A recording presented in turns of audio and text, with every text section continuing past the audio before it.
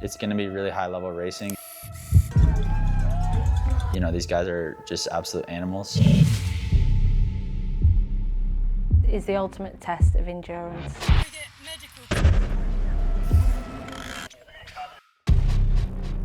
Patience is probably the buzzword for this season. Ooh, it's spicy. 2 more years in me before I quit the world of triathlon. London, legs screaming at you experience, and it's who can push through that pain. A lion is born to lead, not to follow. I know everyone's strength and weakness.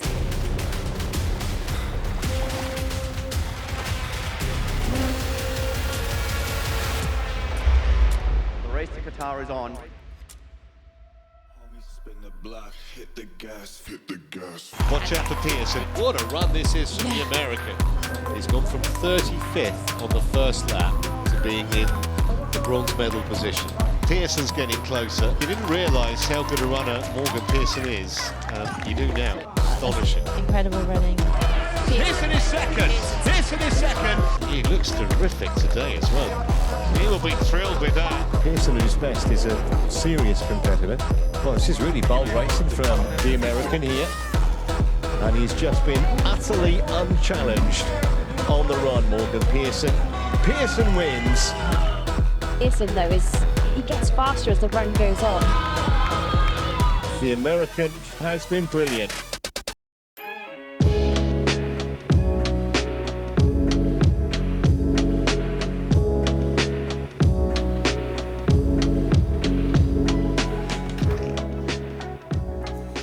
Hey there, how you doing?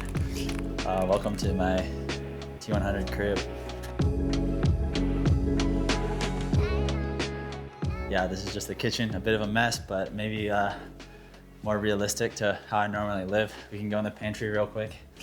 Some people think it's hilarious because I basically have like a whole wall of sports nutrition and electrolytes, Mortal Hydration, Cliff Bars, water bottles, protein stuff. Oh, I have my two prized possessions here. My Mr. Coffee, I think, and my Keurig. So that's how we do it in the USA. None of that fancy shit.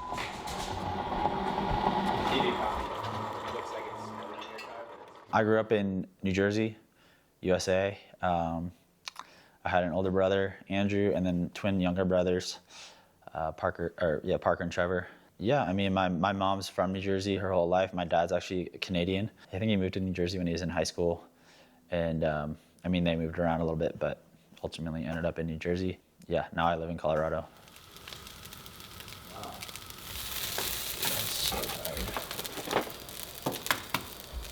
How many eggs is the question? Like 6 a day or something?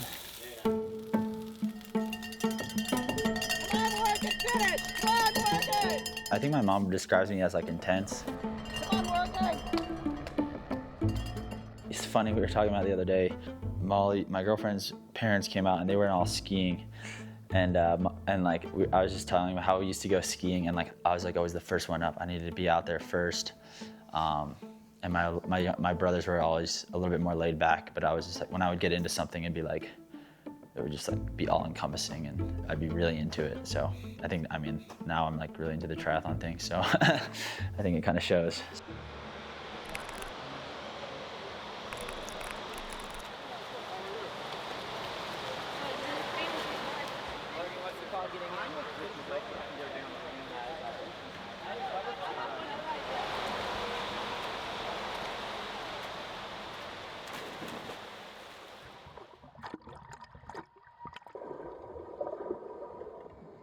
T100 reached out and asked if I wanted to be a hot shot. I wasn't really sure at first. You know, I had to take a few days to think about it because it's going to be really high level racing. It's like, you know, these guys are just absolute animals.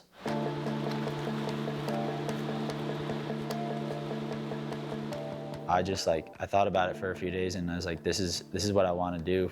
I want to be like really out of my comfort zone. You know, I want to try something that I haven't done before and just like push myself as an athlete and as a person and got back to him and was like, hey, I would be interested. And then he offered me the contract. I was really surprised. In terms of like deserving it, like, I don't know. I think like, I don't know like the direction they were trying to go with the hot shots. I mean, you can see it's more short course guys. You know, Hayden and Leo Berger are coming off Olympic medals, so of course they definitely deserve it. And then, you know, Vince, he's a legend of our sport, so, you know, he's definitely someone who's deserving. Maybe I'm a bit of the wild card or like the X factor with the hot shots. And yeah, I mean, I definitely feel like I have a lot to prove. But at the same time, I'm not putting too much pressure on myself.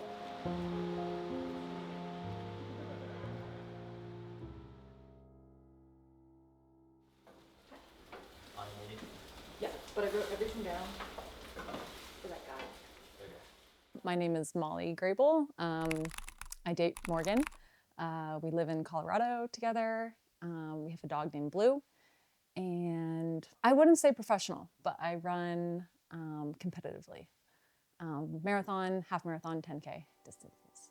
The first time I met Morgan, I worked the front desk at a gym called Rally. He had just finished a swim and he wasn't a part of that gym, so he had snuck in. So he was a little uneasy about talking to me at the front desk because I worked there and I feel like he wasn't sure if he was allowed to be there. After that, we both went to this event called the running event, and we sat next to each other on the plane. And I had a crush on him. I was like, oh, he's super cute. We talked the whole time. Eventually asked me out, and yeah, we were dating 2 weeks later.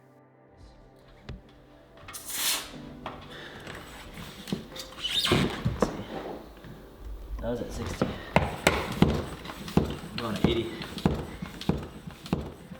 I think initially when we first met, we're in a really elite town, and so everyone that you meet wants to go to the Olympics. They want a medal.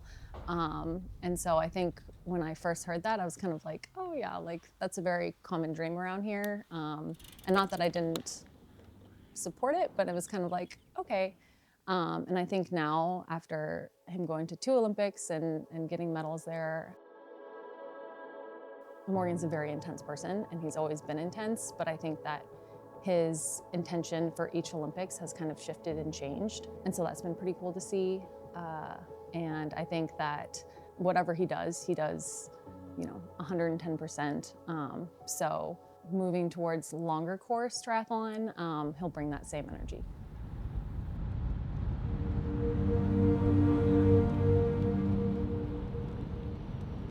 Tokyo was, it was interesting, you know, a really interesting experience. I was dealing with a lot of, you know, family stuff. My older brother passed away that year, like in March in 2021. So I got to the Olympics and I was like pretty burnt out. If I'm being honest, like I just remember that race just, you know, it was just hard. Like it was a really hard race for me.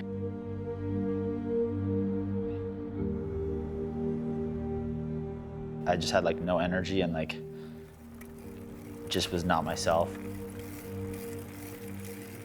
We ended up getting the silver medal in the Olympics in the relay, which was like really, really cool. And honestly, like, you know, just to make that Olympics was a really big deal for me. And then to like get a medal, like, I mean, that might have been like something I didn't even dream of, like winning an Olympic medal.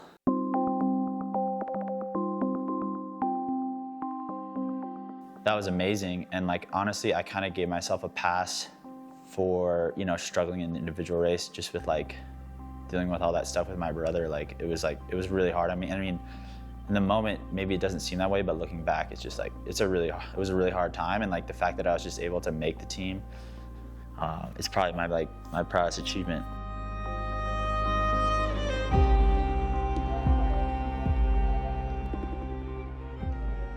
And in 2023, you know, we could qualify for the Olympics a year out.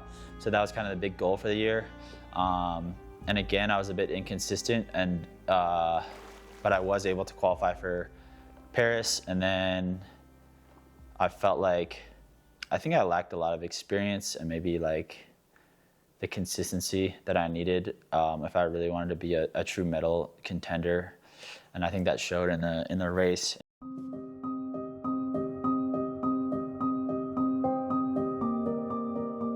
We were able to, get another silver medal in the relay, which, is amazing.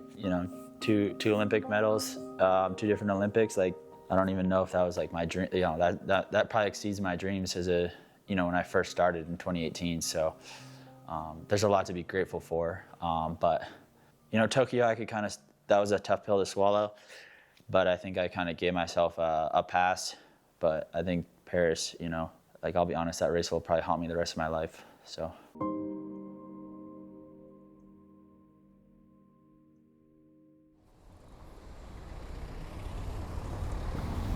The funny thing is, I run so much faster on these dirt roads than a trail. Just I don't know, I mean, it's definitely a little faster, but I think, because I normally do slightly harder running out there, and I'm just used to it.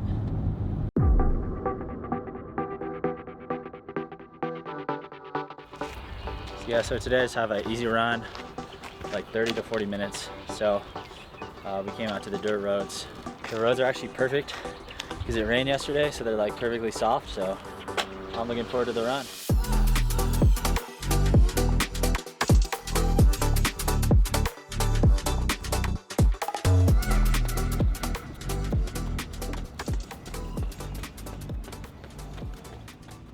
Overthinking is that's a huge part of racing, especially for me, on not just the running, biking, and even swimming.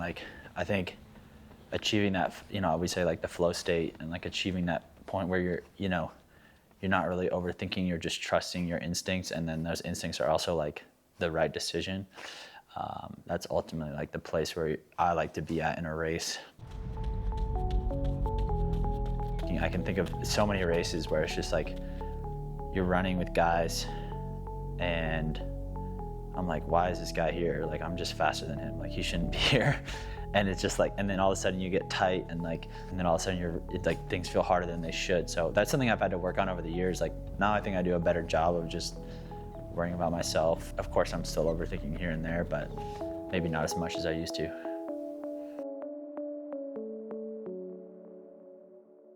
See where I train when it's gross out or when it's not gross out, and I just like being inside. It's a bit of a mess, but that's just how it is. But yeah, here's the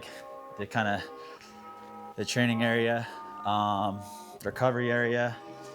Right here, I have my Ceres bike trainers. This one I use for my road bike. This one's for the time trial bike. The mirrors are, just in the past couple of weeks because it's really nice. Been able to lock in, test my position, stare at myself and make sure that I'm holding good form.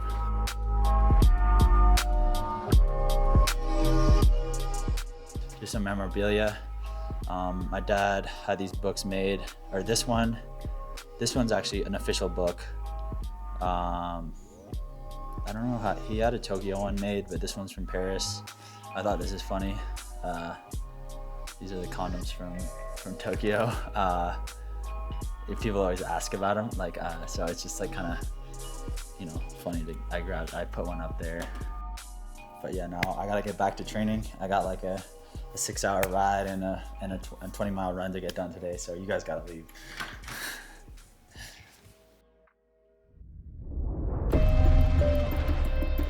Welcome to Canada. A year-round haven for nature lovers. The perfect setting to welcome the world's best triathletes for the T100 in Vancouver.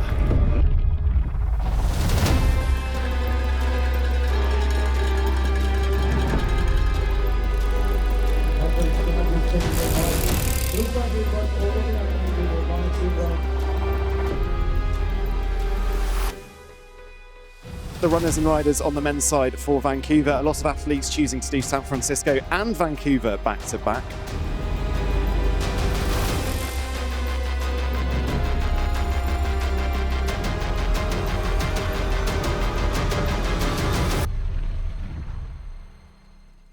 Preparations for the race, I mean, it was just so much nicer to know what to expect. Even just the pre-race planning my days heading into the race.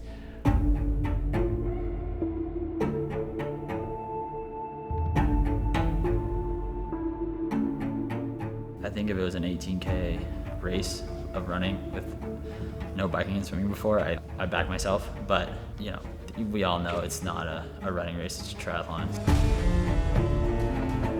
None of the athletes have raced here before. Do you think that perhaps levels the playing field slightly?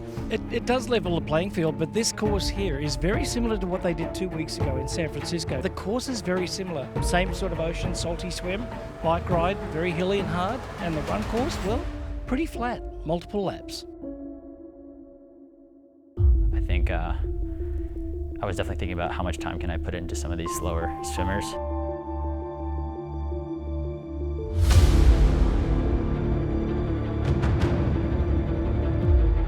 You know, the smaller swim pack, especially today, it just like, I think it's a little bit more in your control.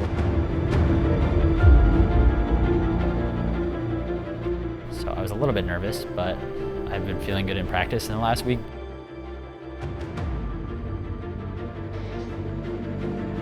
Athletes, you are now in the hands of the starter. On your mark!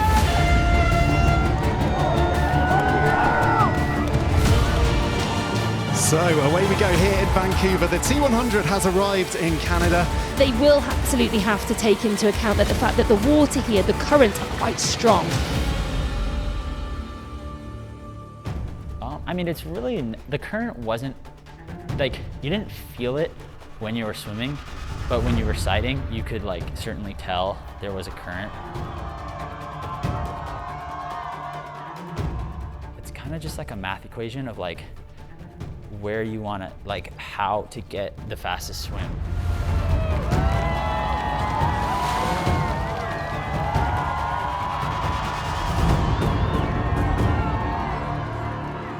Morgan Pearson, and I'm going to assume he was chatting to Miguel. Wasn't he? Yes, he was. What would they have been saying there? I think it was probably about sharing the lead as they went into that second lap, having a little look back, saying we've got a bit of a gap here, now's the time to press on, who's going to take it on? With Miguel, I said just swim on my feet. I knew he was going to get out of the water with me.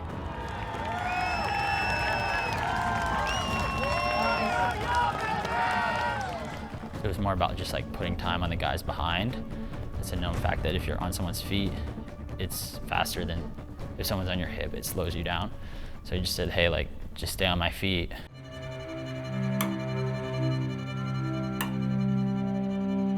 I mean, honestly, this might come as a shock, but I thought the level of the swim might be a bit faster. Obviously, we've got some separation here early, and that is Morgan Pearson we've got eyes on, so he has gone to the front. And here he is, leading the very best athletes in the world in a T100. And I mean, I'm a solid swimmer, but to like lead out the swim, I was a bit surprised. already showing that he's back, he's going to take this race by the horns. First thing to note is that's definitely more than a 10-second gap. No surprise with the pace that it appeared Morgan Pearson was putting down. And look how far ahead Morgan Pearson is already. He was lightning fast through transition in San Francisco, and he's doing the same again.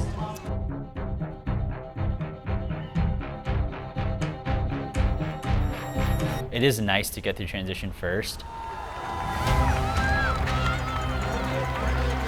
I think especially because I'm new to this format, it just gives me that extra, a little bit of time to like settle in, get my gear right.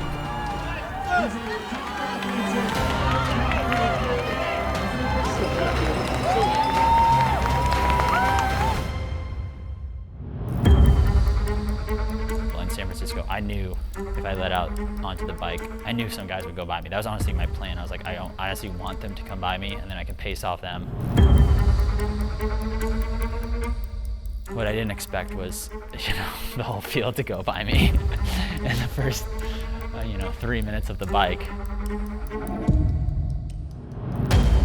I knew that, someone would come by me at some point, but I still, was aggressive.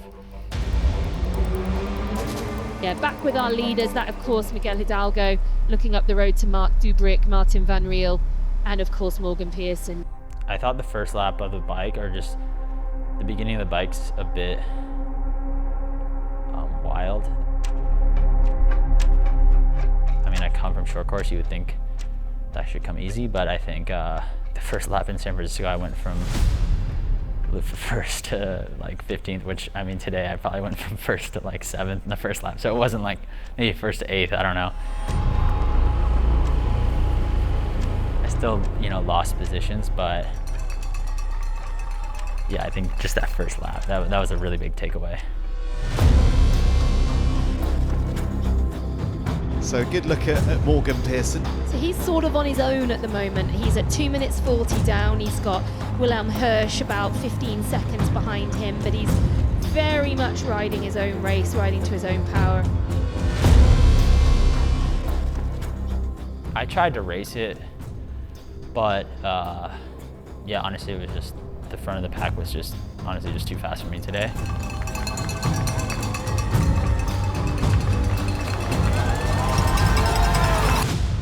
I only think that I've seen two athletes run sub 13:30 in 5K, and that's Alex Yee and Morgan Pearson. So you're looking at probably one of the fastest runners ever in triathlon.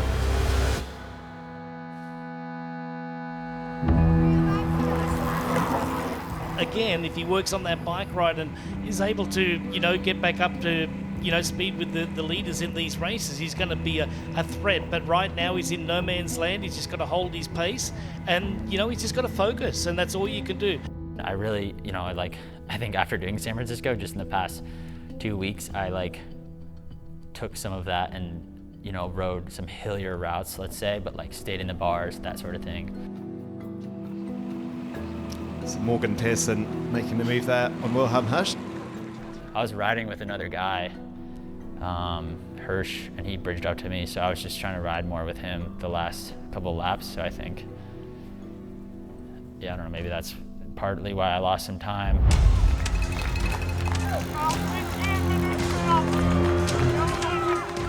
They're neck and neck at the moment in transition.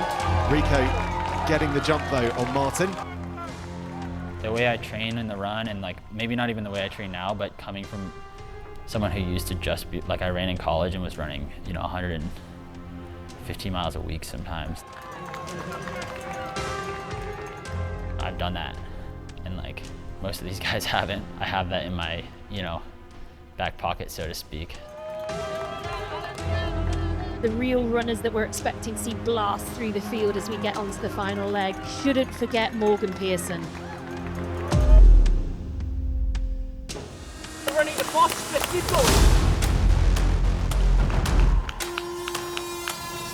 The level of running that we can expect from Morgan Pearson, again, if he's an athlete that's within a few minutes of the front, don't be surprised to see him really blister his way through the field and move up a few spots. Morgan Pearson's got the fastest 5K in the field. He's a sub 13, 35 kilometre runner. Someone definitely to keep your eye on. Yeah, I think for the 18K, I think it's more of a logical approach. You know, there's aid stations and fueling, and you know, it's not like a trail run or anything, but there's some gravel, and there's certainly some choices you can make to maybe run a little bit faster. So I think you know, especially being alone, there's not someone around to think about, you know, racing them directly. It's more of it's almost more like a, you know, like a chess match. How am I going to cover this 18K as fast as possible? So Martin Van Riel overtaking Rico Bogan there to take the lead here in Vancouver. Jelle spoke about how he finds this a really difficult gap between races, and it is, I think, I agree with him, it is a difficult gap. 2 weeks is that time period where you've got to try and recover, but you can't really afford to not do any work at all. You've got to put in some kind of stimulus. You know, it's funny, obviously San Francisco was my first 100K, but I felt like I recovered pretty quick, and I think the biggest reason was the travel. You know, I've done sprint distances in Abu Dhabi and been out for a few days, almost a week. You're still training, but you're not feeling yourself, whereas you know, I did a 17-mile long run the Wednesday after San Francisco, you know, pretty quick. This men's race is reaching its climax here in Vancouver. Jelle Geens and Martin Van Riel right at the front here. Some fast running a little bit further down the field as Morgan Pearson running the best of all at the moment. He's currently in 7th place. I went out a little harder today on the run because Jason West, we all know he's an amazing runner. Jason, excellent pace. And I was maybe just playing a mind game of just like put him out of it, like don't let him think he has a chance. So I went out pretty fast on the run.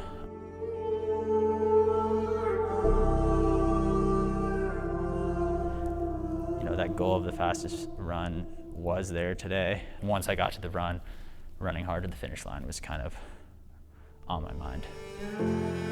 There we go, a little bit of a double fist pump from Jelle Geens as he accepts the fact that he is now just meters away from the finish line. And he's gonna take the tape here with Vancouver in the background. Jelle Geens wins his 2nd ever T100 race here in Vancouver.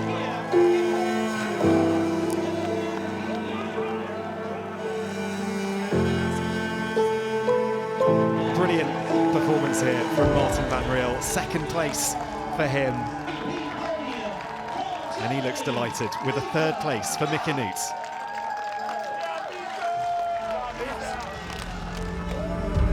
And this is Morgan Pearson coming down the finish chute in 7th place. A great run from him.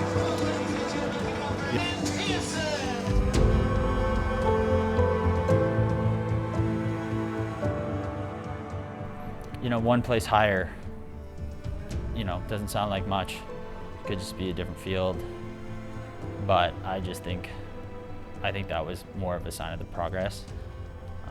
So yeah, I'm pretty, you know, I don't want to say I'm like happy, but I would say I'm excited with how I see things potentially progressing.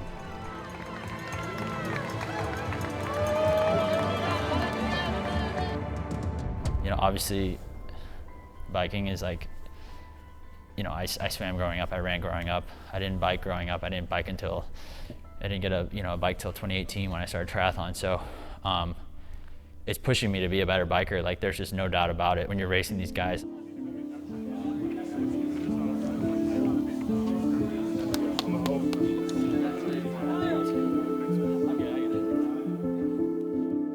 But I also think what it might also help is my mindset.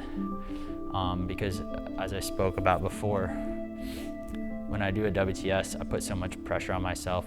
It can be a bit crippling at times. And here I am, just a beginner, racing for 7th, 8th, and being not happy, but excited with the progress and excited to see where this can go. And I think that mindset is a healthy one. In 3rd place, Mika Nuyt. The winner of the silver trophy, Martin Van Riel.